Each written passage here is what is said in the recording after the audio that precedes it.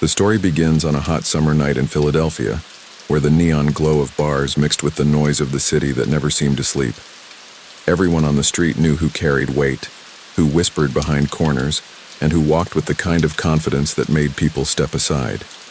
In the middle of it all was a name that kept rising, a name spoken with both admiration and suspicion: Joey Merlino. To some, he was a daring figure with charisma that pulled people in. To others, he was trouble waiting to happen, a man who would either rise to the top or burn out spectacularly. The hook of his life was simple yet irresistible. What happens when a man decides he won't live in the shadows? When he takes the spotlight in a world that punishes those who shine too brightly? Joseph Merlino was born in 1962, raised in South Philadelphia, a neighborhood where loyalty meant everything and families were bound together by tradition as much as by blood. His father, Salvatore "Chucky" Merlino, was already connected to the Philadelphia underworld, a trusted figure who moved in the same circles as powerful men. Growing up, Joey saw firsthand what respect looked like, what influence could bring, and how the balance of fear and charm kept people in line. While other kids dreamed of ordinary futures, Joey's path was shaped by those shadows long before he ever had a choice. As a boy, Joey stood out. He had energy that couldn't be contained, a restlessness that made him impatient with rules. Teachers saw a sharp mind, but a short fuse. He wasn't built for classrooms or quiet routines. He wanted action, excitement, and above all, recognition. In South Philly, respect wasn't given to the quiet ones. It went to those who stood their ground, who didn't flinch, who earned their place by proving they could handle pressure. Joey seemed to understand that instinctively. By his teenage years, he was already making noise in the neighborhood. He dressed sharp, carried himself with confidence, and surrounded himself with friends who admired his daring attitude. Joey wasn't the kind of kid to stay on the sidelines. If there was a chance to prove himself, he took it. He got into fights, tested boundaries, and built a reputation as someone who wouldn't back down. That reputation began to reach ears beyond his circle of friends.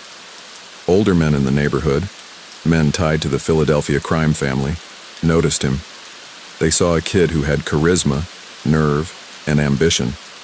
In their world, those were valuable qualities. The 1970s were turbulent years for Philadelphia's underworld. Leadership shifted, alliances broke, and violence flared as different factions fought for power. Joey grew up watching this chaos unfold around him. He learned early that power wasn't permanent, that men who looked invincible one year could be gone the next. But instead of being intimidated, he was fascinated. He studied the players, the way they moved, the choices they made, and he imagined himself in their shoes. While some young men feared the life, Joey was drawn to it, convinced that he could play the game better than those who came before him. In those early years, Joey's boldness set him apart. He wasn't content with being a hanger-on or a background figure. He pushed himself forward, finding ways to be noticed. He knew how to talk to people, how to charm them, how to make them feel like they mattered when they were around him. That charm was paired with toughness. He wasn't afraid to fight, and he wasn't afraid to stand up even when the odds were stacked against him. That combination, charisma and fearlessness, made people pay attention. As he moved into his late teens and early 20s, Joey began to connect more directly with figures in the Philadelphia mob. His father's ties gave him a natural entry point, but Joey didn't rely solely on that. He built his own reputation separate from his father's. He cultivated friendships, proved his loyalty, and showed he could be trusted in situations where hesitation wasn't an option. In a world where trust was rare and betrayal common, that kind of loyalty was a powerful currency. But Joey wasn't just following the traditional path. He had his own style, one that was different from the older generation. Most mobsters kept a low profile, blending into the background, avoiding unnecessary attention. Joey was the opposite. He liked being seen, being known. He enjoyed the spotlight. He went to clubs, socialized openly, and carried himself like someone who wanted the world to know his name. That approach drew criticism from some, admiration from others, and curiosity from everyone. By the early 1980s, Joey Merlino was more than just another kid from South Philly. He was a figure on the rise, a young man with connections, charisma, and ambition that couldn't be ignored. He was fearless, sometimes reckless, but always confident. In a city where power was constantly shifting, Joey wasn't waiting for opportunity to find him. He was chasing it head-on. The streets buzzed with his name, whispered in bars, and shouted in arguments. He was the son of Chucky Merlino, but he was also carving out his own identity. He wanted more than just respect. He wanted leadership, influence, and the chance to shape Philadelphia's underworld in his image. The hook of his story had already been set. A young man born into shadows, stepping boldly into the light, determined to leave his mark no matter the cost. By the time the 1980s began, Philadelphia was a city under siege, not by outsiders, but from within its own underworld. The Philadelphia crime family, long one of the most powerful syndicates in America, was tearing itself apart. Murders hit the streets with alarming frequency, alliances shifted overnight, and trust was as fragile as glass. For a young, ambitious man like Joey Merlino, this chaos was both a danger and an opportunity. Joey was in his 20s now, confident and restless. He had grown up watching the older generation play their games, but he didn't see himself as someone destined to sit on the sidelines. He had style, charisma, and nerve. Where most mobsters preferred anonymity, Joey leaned into visibility. He went to clubs, dressed sharp, and surrounded himself with friends who mirrored his energy. To many, he seemed more like a local celebrity than a man tied to organized crime. But behind that public image was a young hustler carefully positioning himself in a violent, unpredictable landscape. At the time, Nicodemo, Little Nicky Scarfo, had taken control of the Philadelphia mob. Scarfo's reign was marked by fear and bloodshed. He ruled with an iron fist, demanding absolute loyalty and eliminating anyone who even hinted at disloyalty. His paranoia ran so deep that even trusted men found themselves targets. The city became a battlefield of ambushes and revenge killings, and everyone knew that one wrong step could mean a shallow grave. For Joey, Scarfo's era was both perilous and instructive. He saw firsthand how fear could hold power, but also how paranoia could destroy it. Scarfo's brutality created openings for younger men who were willing to take risks. Joey and his circle of friends, later dubbed the Young Turks by the press, were among those who saw opportunity in the cracks forming under Scarfo's heavy hand. They weren't content to merely survive. They wanted to reshape the future of the family. Joey's personality made him stand out even more during these turbulent years. He didn't hide in the shadows like so many others. He embraced the spotlight, frequenting nightclubs and social scenes where everyone knew his name. He wasn't afraid of being photographed, wasn't shy about being noticed, and carried himself with the kind of swagger that drew comparisons to New York's John Gotti. While traditional mobsters frowned upon such visibility, Joey seemed to thrive on it. He projected an image of confidence, as if daring anyone to challenge him. But it wasn't just about appearances. Behind the sharp suits and nightlife, Joey was building a network.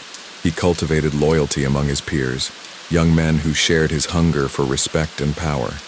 He positioned himself as a leader, someone who could be trusted, someone who could give direction when the old guard seemed consumed by paranoia. To those who felt suffocated under Scarfo's violent regime, Joey represented something new, a fresh face with bold ideas, a man who might lead differently. As the 1980s wore on, the violence in Philadelphia's underworld only grew. Scarfo's enemies fell one by one, but so did men who had once been his closest allies. Fear ruled everything, and in that climate, Joey sharpened his instincts. He learned when to speak and when to stay silent, when to step forward and when to hang back. His reputation grew as someone who was both daring and clever, a combination that made him stand out in a world where survival often depended on balance. What set Joey apart most of all was his vision for how the mob could operate. He wasn't interested in hiding forever. in living entirely in the shadows. He wanted to blend old traditions with a new kind of leadership, one that embraced visibility, charm, and even philanthropy. He talked openly about helping people, hosting charity events, and building a public image that softened the edges of his reputation. To some, it was genius. To others, it was reckless. But no one denied it was different.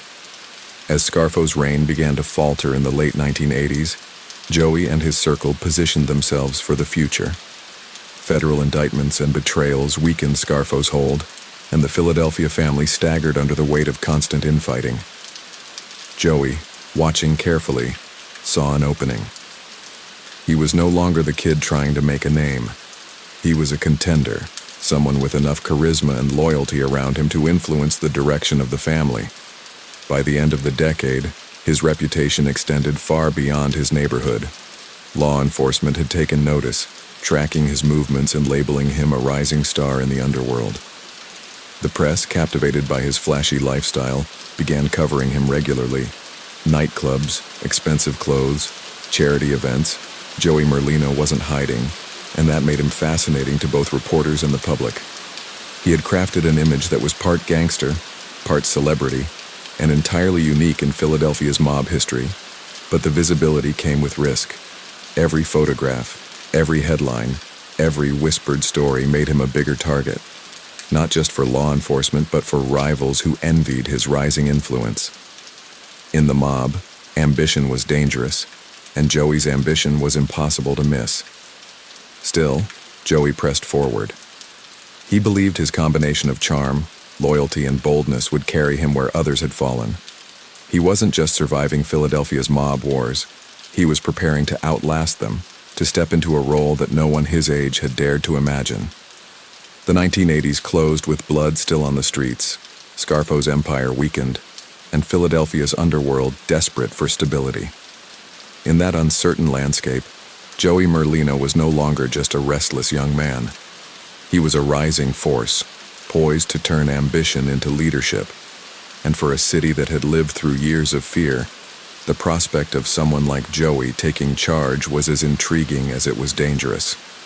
When the 1990s opened, Philadelphia was still scarred from the chaos of Nicodemo Scarfo's rule. His decade of bloodshed had left the mob fractured, its power diluted by paranoia and relentless government prosecutions.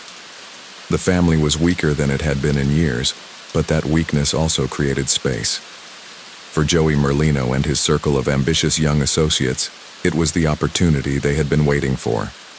Joey's group, nicknamed the Young Turks, had spent the late 1980s building their identities. They were bold, brash, and unapologetically visible, in stark contrast to the older generation's preference for shadows. While Scarfo's men lived in constant fear, Joey and his friends leaned into nightlife. They frequented clubs, wore designer clothes, and carried themselves with a kind of swagger that made people stop and take notice. To some, they looked reckless. To others, they looked like the future. The old guard viewed them with suspicion. These weren't men who had paid decades of quiet dues, who waited patiently for the bosses to decide their fate. They were loud, restless, and eager. They talked openly about changing how things were run, about embracing a new style of leadership. Joey, at the center of it all, embodied this new approach. He wasn't content to wait his turn. He believed he was destined to lead, and he made sure everyone knew it. This ambition came with risks. The Philadelphia family was still dangerous territory, and every move was watched. Older members worried that Joey's crew would bring even more heat from law enforcement, and they weren't wrong. The FBI already had eyes on him, fascinated by his flamboyant lifestyle. Unlike most mobsters who tried to blend into the background, Joey seemed to attract attention wherever he went. He attended public events, posed for photographs, and lived like someone who wasn't afraid of being seen. To the FBI, it was like watching a case unfold in real time. To the press, it was irresistible. But Joey didn't back down. He leaned into the spotlight, convinced that visibility wasn't weakness, it was strength. He wanted to show that the Philadelphia mob could thrive even in plain sight, that fear and secrecy weren't the only tools of power. He threw charity events, hosted Christmas parties for poor families, and donated money publicly. It gave him a reputation that was as complicated as it was compelling. Was he a ruthless gangster, or was he a man who genuinely wanted to give back? To many in South Philly, he was both, and that duality only deepened his appeal. The Young Turks grew bolder as Scarfo's empire crumbled under indictments. Rival factions fought for scraps of power, but Joey's crew had something the others didn't: youth, energy, and unity. They weren't fractured by paranoia or weighed down by decades of grudges. They were friends, bonded by loyalty to each other and to Joey. That gave them an edge, and they used it. Slowly but surely, they began filling the vacuum left by the older generation. Violence still lingered in the background. Philadelphia's underworld didn't change hands without conflict. Joey and his men clashed with rivals, each skirmish another step toward control. But unlike Scarfo's reign of terror, Joey projected something different. He wasn't trying to rule through fear alone. He wanted to build an image, a brand almost, that combined toughness with charm. He knew how to talk to people, how to win loyalty, and how to make his presence feel bigger than life. By the mid-1990s, his influence was undeniable. Law enforcement labeled him a rising figure, the likely heir to Philadelphia's mob leadership. The press called him Skinny Joey, a nickname that stuck and became part of his public identity. He was no longer just a figure in the neighborhood. He was a citywide name, one that carried both fascination and controversy. To some, he was reckless, inviting too much attention. To others, he was the spark the family needed to survive. The comparisons to John Gotti grew stronger. Like Gotti, Joey embraced visibility, dressed sharp, and became a media figure as much as a mob figure. He cultivated that image carefully, even if it meant attracting more scrutiny. For Joey, being known wasn't a liability. It was a way of shaping the narrative, of turning himself into more than just another mobster. He was becoming a symbol, someone who stood out in a time when the mob seemed to be fading from the public imagination. Yet with the attention came consequences. The FBI intensified its focus, determined to bring him down before he could consolidate full control. Every phone call was monitored, every movement tracked. Informants were placed near his circle, and cases began to build. Joey, who thrived on confidence, acted as though none of it mattered. He carried himself with the same swagger, appearing in public with a smile, even as law enforcement worked overtime to tighten the noose. The Young Turks, however, remained loyal.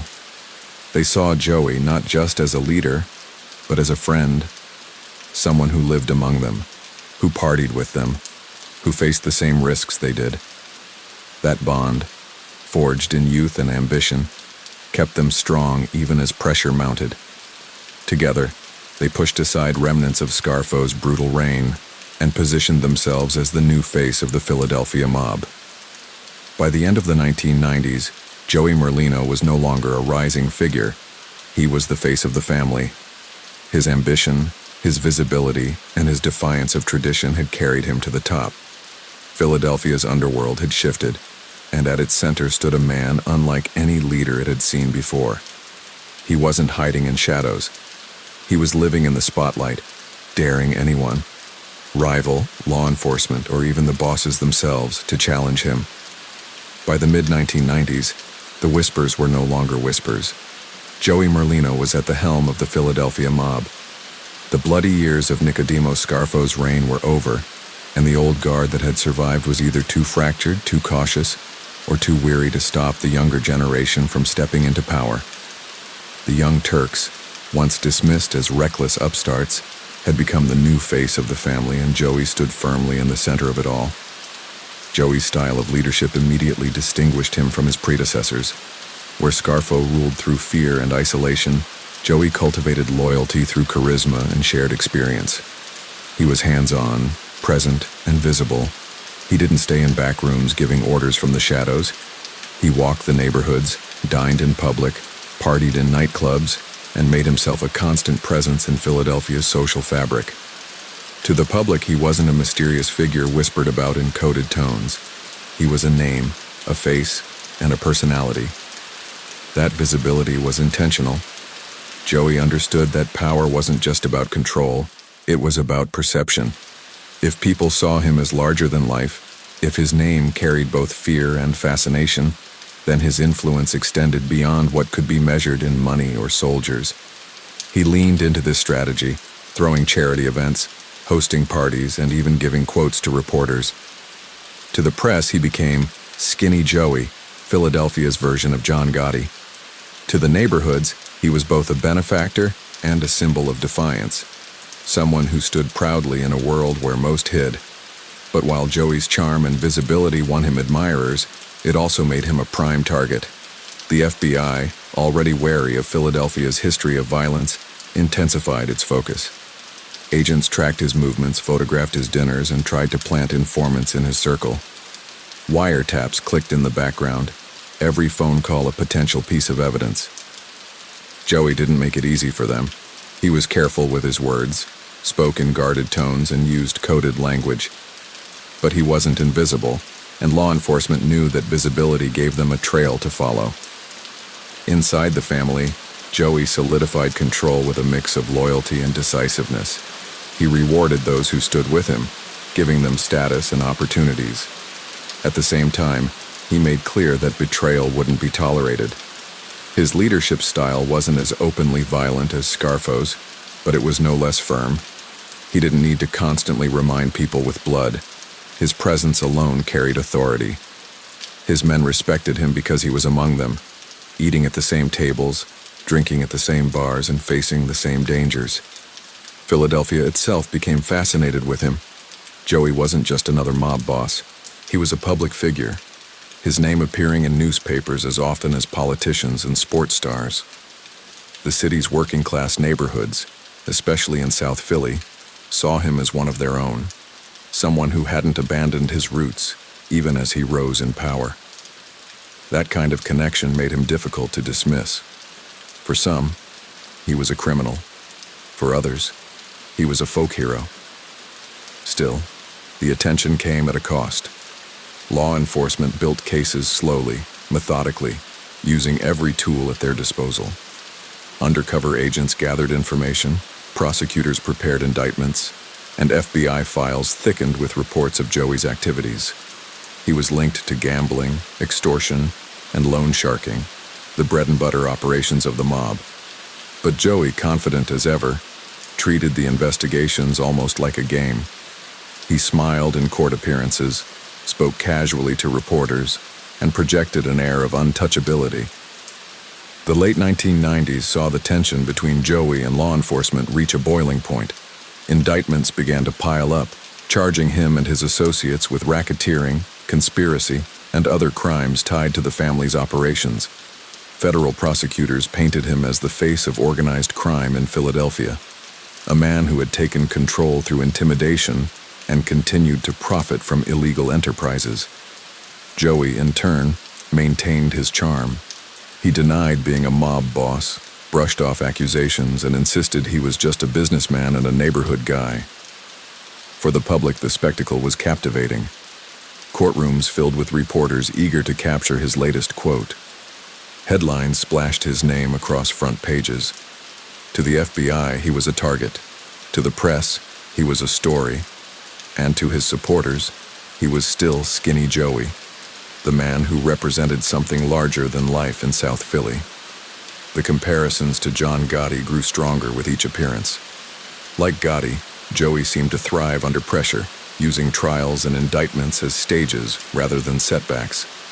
He dressed sharp, smiled for cameras, and turned his own prosecution into a performance. Law enforcement grew frustrated, convinced he was manipulating public perception, even as they tried to portray him as a dangerous criminal. Yet Joey's confidence had limits. He knew the federal government's patience was long and its resources vast. The more cases they brought, the greater the risk of conviction. He relied on his instincts, his caution in conversations, and his loyalty to his men to keep him safe. But even as he projected untouchable confidence, the noose was tightening.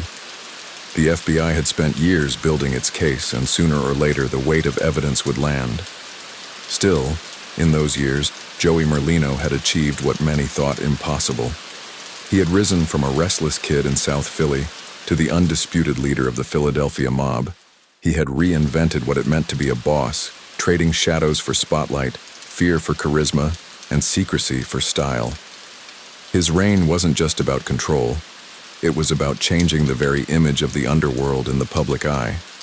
And though indictments loomed and prosecutors sharpened their knives, Joey carried on with the same confidence, convinced that his way, the Skinny Joey way, would carry him through. By the late 1990s, the storm that had been gathering around Joey Merlino finally broke. Federal prosecutors, after years of surveillance, wiretaps, and testimony from informants, brought sweeping indictments against him and his closest associates. The charges included racketeering, gambling, extortion, and other staples of organized crime. To law enforcement, this was their chance to put an end to the Skinny Joey era once and for all. For Joey, the indictments were no surprise. He had known for years that the FBI was circling him, watching his every move, recording his conversations. Still, he treated the charges as another stage in the play he had been starring in since his rise to power. He walked into courtrooms dressed sharply, smiling for the cameras, projecting confidence as though the whole process was just another performance. To his supporters, it made him look unbreakable. To prosecutors, it was infuriating. The trial that followed was one of the most closely watched mob cases of the era. Reporters filled the courtroom, eager to capture every detail, every quote, every smirk. Prosecutors painted Joey as the undisputed leader of the Philadelphia crime family, a man who had inherited the city's underworld after Scarfo and reshaped it in his flashy image.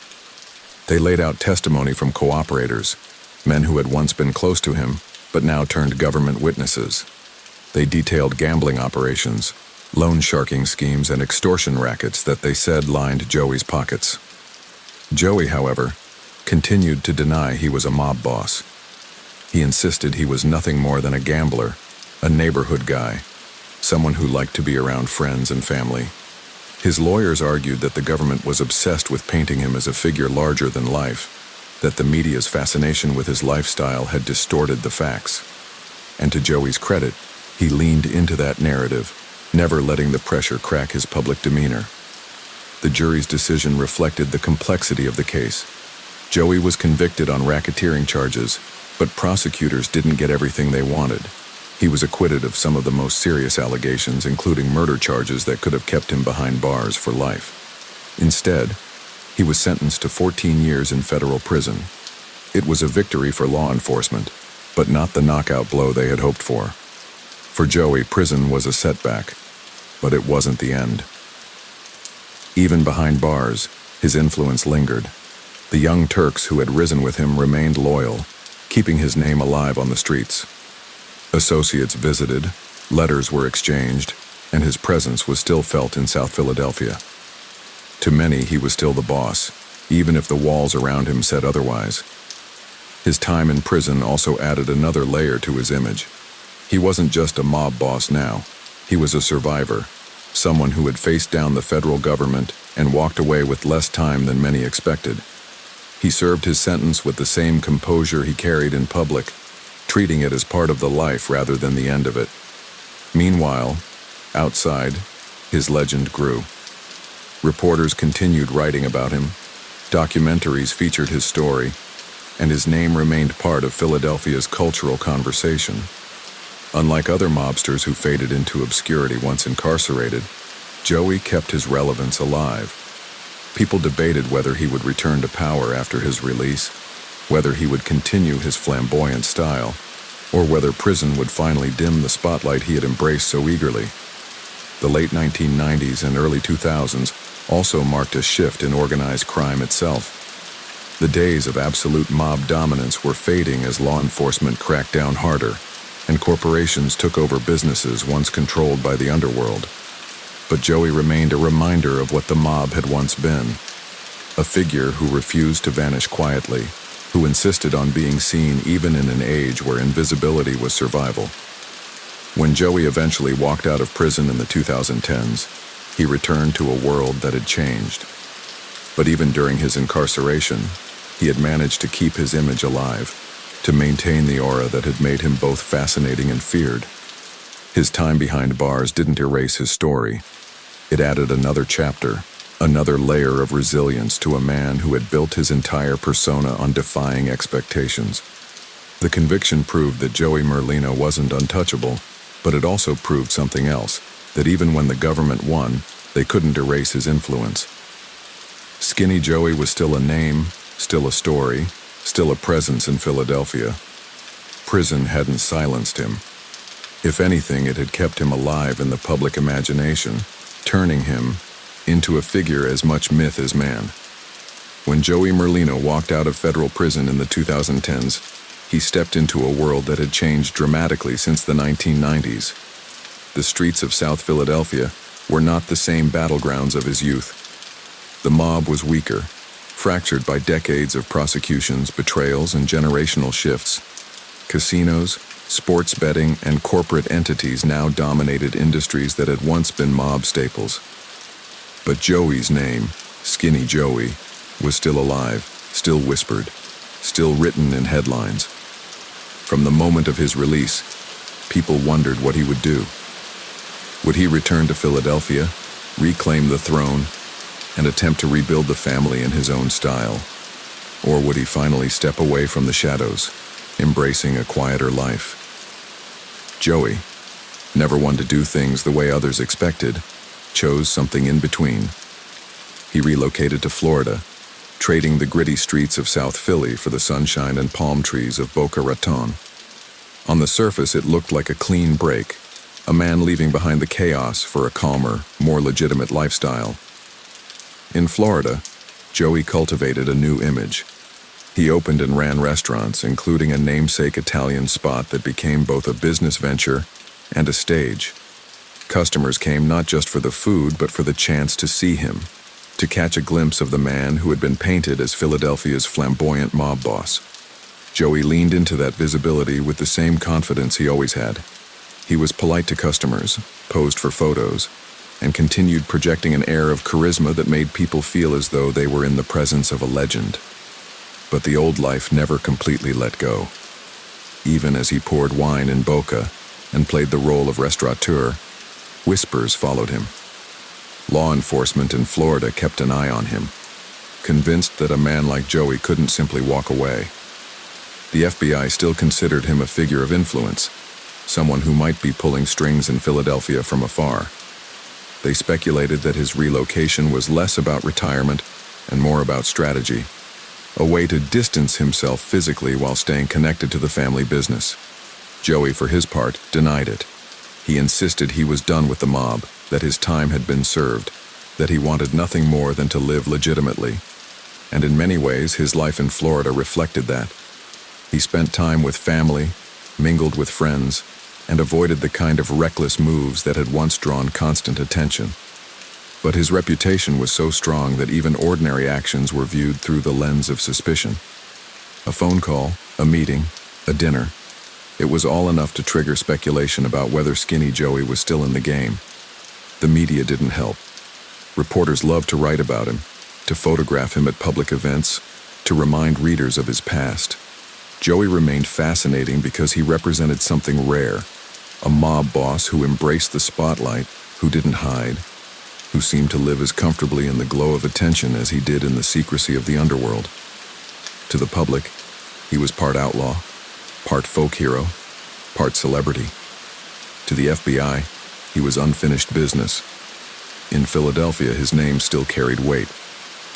Associates, old and new, invoked him when talking about the family's direction. Some claimed he was still giving orders quietly. Others insisted he had cut ties completely.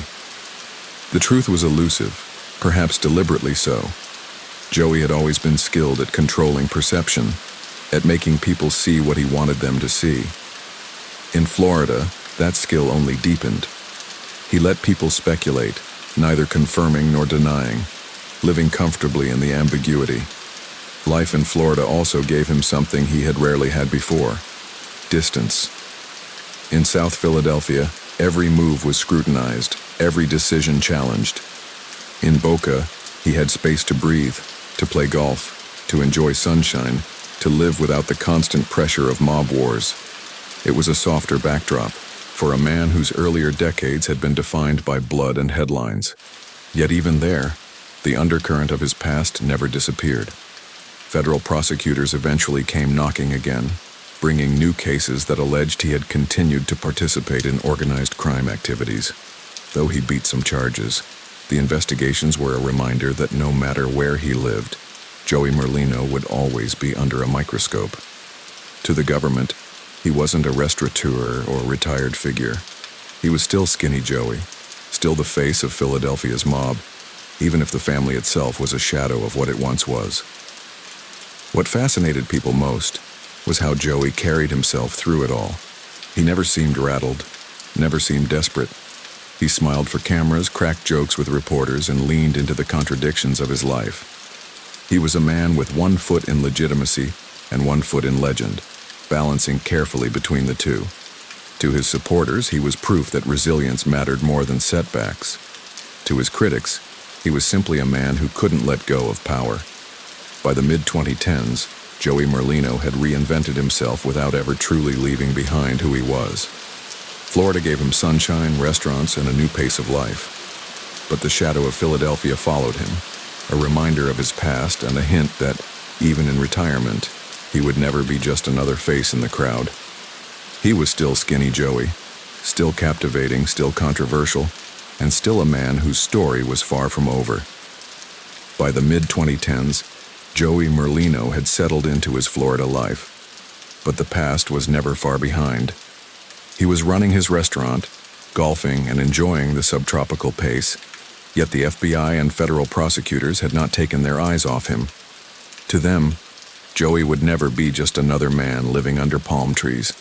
He would always be Skinny Joey, the charismatic figure who had once ruled the Philadelphia underworld, and they were convinced that his influence hadn't ended with a prison sentence or a change of scenery. The speculation gained new life when federal investigators unveiled a sweeping case in 2016 that targeted dozens of figures tied to organized crime up and down the East Coast. The indictment, unsealed in 2017, named Joey Merlino among them. Prosecutors alleged that he was still connected, still active, still giving direction in gambling and healthcare fraud schemes that touched multiple states. For law enforcement, this was proof of what they had always believed, that Joey had never truly walked away. Joey, true to form, denied the charges. He insisted he had left that world behind, that he was focused on his business and his family. In interviews, he brushed off the allegations, pointing out that he had already served his time and paid his dues. His defense team framed the case as overreach, another attempt by prosecutors to go after a man whose reputation was bigger than the reality of his life. And Joey, with his usual charm, leaned into that narrative. The trial that followed was another public spectacle. Reporters again crowded courtrooms, eager to capture every expression, every quote. Prosecutors painted Joey as still pulling strings in the shadows, while his defense team emphasized the lack of direct evidence tying him to the alleged schemes. Informants testified, but their credibility was shaky, and much of the case hinged on whether the jury believed Joey was still the man he had been in Philadelphia, or whether he had genuinely moved on. In 2018, the case ended with a mistrial on several counts and plea negotiations on lesser charges. Joey admitted to a minor offense related to gambling, but avoided the kind of sweeping conviction prosecutors had hoped for. Once again, he had slipped through the government's grasp, walking away with far less time than expected. For the FBI, it was a frustrating repeat of history. For Joey, it was vindication, another chance to show he was resilient, untouchable in his own way. The aftermath reinforced Joey's dual identity. On one hand, he was a Florida restaurateur, a man who liked golf, good meals, and time with his family. On the other, he remained an enduring symbol of organized crime's old guard, a face that prosecutors couldn't resist targeting and the media couldn't resist covering. He had become something larger than life, not just a mob boss, but a character in the ongoing drama of American underworld history. What fascinated observers most was how Joey carried himself throughout it all. Most men in his position would have tried to fade quietly into obscurity. Joey did the opposite. He posed for photos, smiled for reporters, and embraced the contradiction of his existence. He was at once a man who denied being part of the mob, and a man who couldn't quite escape being defined by it. He walked that line with a confidence that few could pull off, turning every trial, every headline, into another act in his long-running performance. Meanwhile, in Philadelphia, his name still resonated. Even while living in Florida, people in South Philly whispered about him. Some swore he still influenced the family from afar. Others insisted he was done, that he was happy to let a new generation handle things. The truth, as always with Joey, was elusive. He thrived on ambiguity, letting others speculate while he carried on with his life. That ambiguity only deepened his mystique, keeping his legend alive even in absence. By the end of the 2010s, Joey Merlino had become something rare in mob history.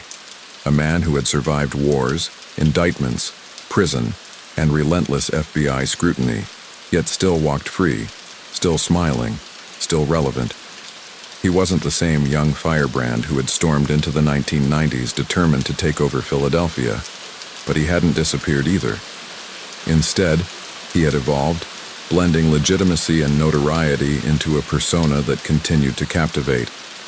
The federal government, frustrated but undeterred, continued to keep him in their sights. To them, Joey Merlino was unfinished business. To the public, he was one of the last living reminders of an era when mob bosses weren't faceless men in shadows, but charismatic figures who embraced attention. And to himself, he was simply Joey, navigating life with the same mix of charm, defiance, and resilience that had carried him from South Philly's streets to Florida's golf courses. After the 2017-2018 trial ended without the sweeping conviction prosecutors had envisioned, Joey Merlino walked out of court once again as a man who had dodged the kind of outcome that could have ended his freedom for good. He had accepted a minor gambling charge, but in comparison to what the federal government had alleged, a far-reaching racketeering conspiracy stretching across states, it was almost anticlimactic. To the FBI, it was yet another chapter in their long struggle to contain him. To Joey, it was proof that he still had the instincts, the resilience, and the ability to survive in a world where most men of his era had long since fallen. Back in Florida, Joey slipped into the life he had carefully built there. The sunshine, the golf courses, the restaurant dinners, it all painted the picture of a man who had traded mob wars for leisure and family. He was often seen on Boca Raton golf courses, laughing with friends, taking long walks, and projecting the air of someone who had finally found peace. But beneath that calm surface, suspicion never truly disappeared. Law enforcement continued to keep an eye on him, convinced that no man with Joey's past could simply walk away. The duality of Joey's existence fascinated everyone who watched him. On one hand, he seemed like a man who wanted to live legitimately, running restaurants, mingling in social circles, and presenting himself as a retiree from the old life. On the other hand, he carried the aura of someone who had never truly left the game, someone who still commanded respect in Philadelphia, even from hundreds of miles away. That ambiguity became his trademark. He never denied his past, but he never confirmed his present. He let the mystery linger, knowing it added to his legend. The people of Boca Raton embraced him in their own way. Some saw him as a curiosity, a man whose story belonged in books and documentaries rather than in their local restaurants and golf courses. Others treated him like any other businessman, focusing on the quality of the food he served or the charm he displayed when greeting customers. Joey played both roles seamlessly. He could be the affable host pouring wine at a dinner table and, in the same breath, the larger-than-life figure who once stood trial as a mob boss. In Philadelphia, his name remained alive. South Philly was changing. New businesses, new generations, fewer whispers about mobsters in corner bars. But Joey's story still circulated. Old-timers compared him to the figures of the past, men like Angelo Bruno or Nicodemo Scarfo, and many concluded that Joey had outlasted them not by hiding, but by redefining what it meant to be a boss. He had turned visibility into armor, charisma into a weapon, and ambiguity into a shield. Younger generations, meanwhile, saw him as a relic of a bygone era, a reminder of when mob bosses could become household names. The media, never far behind, continued to cover him. Every appearance, every public event, every photograph on a golf course or at a charity dinner became another story. Journalists were fascinated by how he managed to maintain relevance decades after his rise, how he balanced being both a symbol of the past and a man living in the present. For Joey, it was almost routine. He had spent so much of his life under scrutiny that attention no longer rattled him. If anything, it energized him, reinforcing the identity he had built over decades. Law enforcement's frustration remained palpable. They had devoted years, even decades, to trying to box him in, to tie him definitively to ongoing criminal activity. And yet, time and again, Joey emerged with his freedom intact. To agents and prosecutors, he was slippery, someone who understood the game too well to leave easy openings. To Joey's supporters, he was resilient, a man who outlasted the system not by hiding, but by facing it head-on. The image of Joey Merlino in these years was layered. He was a businessman, a golfer, a family man, a survivor, and a legend all at once. He could laugh at dinner with friends in Boca, then make headlines in Philadelphia without ever stepping foot in the city. His reputation did the work for him, carrying his name through neighborhoods and across generations. That reputation was both a burden and a gift. It kept law enforcement close, but it also ensured that Joey Merlino would never be forgotten. As the decade drew to a close, Joey had accomplished something rare. He had navigated prison sentences, trials, indictments, and relentless media attention, yet he still lived on his own terms. He wasn't hiding in shadows, nor was he clinging desperately to power. He had carved out a life that was both ordinary and extraordinary, blending golf courses and restaurant tables with the lingering aura of mob royalty. To many, he represented the last of a kind, the flamboyant mobsters of the 20th century, the Goddess, the Giancanas, the Accardos, had faded into history. Joey Merlino, however, was still here, still visible, still walking the line between myth and reality. Whether he was truly retired or still quietly connected was almost irrelevant. What mattered was that he remained part of the story, a living link to an era when mob bosses weren't anonymous figures but larger-than-life personalities. The 2020s brought a quieter backdrop for Joey Merlino, yet his story never lost its weight. Time had shifted the stage around him. South Philadelphia was no longer the neighborhood he had ruled in the 1990s. The streets were filled with new shops, new residents, and fewer whispers about mobsters running the corners. The underworld had evolved too, transformed by technology, globalization, and the relentless pursuit of law enforcement. Yet Joey's name still carried a resonance that none of the newer figures could match. Now in his 60s, Joey faced the realities of aging. The once restless, sharp-jawed man who thrived in the chaos of mob wars and courtrooms was older, grayer, but still unmistakably skinny Joey. His health became a point of speculation in articles and conversations. Years of stress, prison, and constant surveillance had taken a toll, though he rarely showed weakness in public. He carried himself with the same confidence he always had, smiling for cameras, posing for photos, and projecting the aura of a man who would never let time dull his presence. In Florida, his life had settled into a rhythm. Golf in the mornings, dinners with friends in the evenings, and the occasional appearance that kept his name in the news. His restaurant ventures remained a symbol of his effort to live legitimately, though skeptics insisted they were just another front. Joey brushed off the chatter with his usual mix of charm and indifference. He had built a life where he no longer had to prove anything. Whether people believed he was retired or still quietly connected didn't matter. His legend was intact either way. The COVID-19 pandemic slowed the world down, and Joey, like everyone else, adjusted. Social events became fewer, public appearances rarer. Yet even in quieter times, his story remained alive. Reporters revisited his past, documentaries recounted his rise, and podcasts dissected his trials.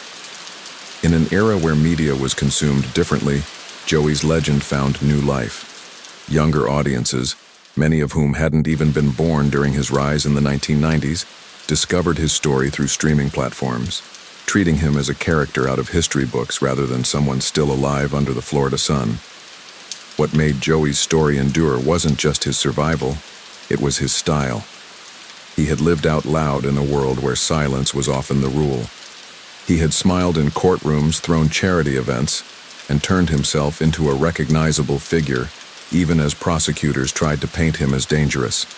That defiance of convention made him a rarity, and it ensured that his name would remain in the public imagination long after others faded. Philadelphia still carried echoes of him.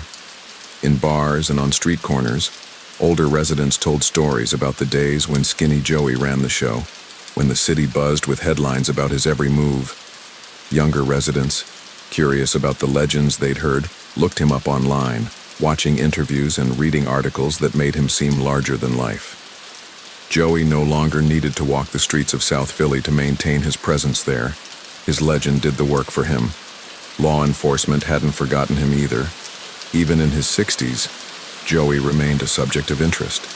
Agents speculated about whether he still had influence, whether younger men in Philadelphia looked to him for guidance, whether his phone calls and dinners still carried more weight than they appeared to. The FBI's files on him never closed completely, a testament to how deeply his name was etched into their pursuit of organized crime. Joey himself seemed to relish the ambiguity. He didn't declare retirement, but he didn't claim power either. He let people wonder, and in doing so, he maintained control of the narrative. To his friends in Florida, he was Joey the golfer, the host, the man with quick wit and easy charm. To South Philadelphia, he was Skinny Joey, the last flamboyant boss. To the FBI, he was still unfinished business. That layering of identities made him fascinating even in the quieter years of his life. Privately, those close to him said he had grown more reflective. Time has a way of reshaping even the boldest figures, and Joey was no exception. He thought more about family, about health, about legacy. He knew he had outlived many of the men he had once battled, both in Philadelphia and beyond. He knew that history would remember him not just as another mob boss, but as someone who embodied an entire era, someone who turned leadership into theater and defiance into survival. The world had changed, but Joey remained Joey. Older, yes, slower maybe, but still smiling, still present, still larger than life. The flamboyance of his youth had softened into something steadier, but the aura never left him. He had survived wars, indictments, and prison. Now he was surviving time itself, proving that Skinny Joey wasn't just a name from the past, but a figure who continued to cast a shadow into the present. The story of Joey Merlino was never just about power, money, or control. It was about presence. From the time he was a restless teenager in South Philadelphia, to his years as a headline-grabbing boss, and then his reinvention in Florida, Joey thrived on being seen. That trait, rare in a world built on secrecy, became both his greatest strength and his most dangerous gamble. Yet as the decades passed, it proved to be the reason his name still resonated, long after others had faded into obscurity. By the 2020s, Joey's legend was firmly cemented. He wasn't simply another figure in organized crime history. He was one of the last of a breed. The flamboyant mob bosses, the ones who dressed sharp, walked confidently into courtrooms and smiled for cameras, were largely gone. The underworld had shifted toward anonymity, toward faceless operations hidden in quiet suburbs or online networks. Joey, however, remained visible. His charisma, his charm, and his defiance of convention made him stand out as a living reminder of the mob's golden age of personality. In Florida, he lived a quieter life than in his Philadelphia heyday, but he never truly vanished. His dinners, his golf outings, and even his occasional interviews kept him in the spotlight, however small. Customers still flocked to his restaurants, hoping for a chance to meet him, to shake his hand, to say they had encountered Skinny Joey. For many, he wasn't just a man, he was a story they could tell. For Joey, that was enough. His reputation in Philadelphia never disappeared either. Older generations who had lived through the violent 1980s and 1990s spoke of him with a mix of awe and criticism. To some, he was reckless, a man whose hunger for attention put everyone at risk. To others, he was refreshing, a boss who didn't hide behind closed doors but walked proudly among his people. Younger generations, raised on documentaries and streaming true crime series, discovered him as a character larger than life, someone who seemed almost fictional in his confidence and style. Law enforcement, for their part, never fully let go. Even as Joey aged, even as his public life seemed more ordinary, the FBI still watched. His name still appeared in reports, still carried in quiet speculation. They knew his influence had never fully disappeared. Whether or not he still gave orders didn't matter. The perception that he might was enough to keep his legend alive. What set Joey apart most of all was his resilience. Few mob figures had survived as much as he had. The bloody wars of Philadelphia in the 1980s, the trials of the 1990s, the prison sentences, the federal indictments of the 2010s, each could have been the end. For most men, it would have been. But Joey endured. He walked into courtrooms and walked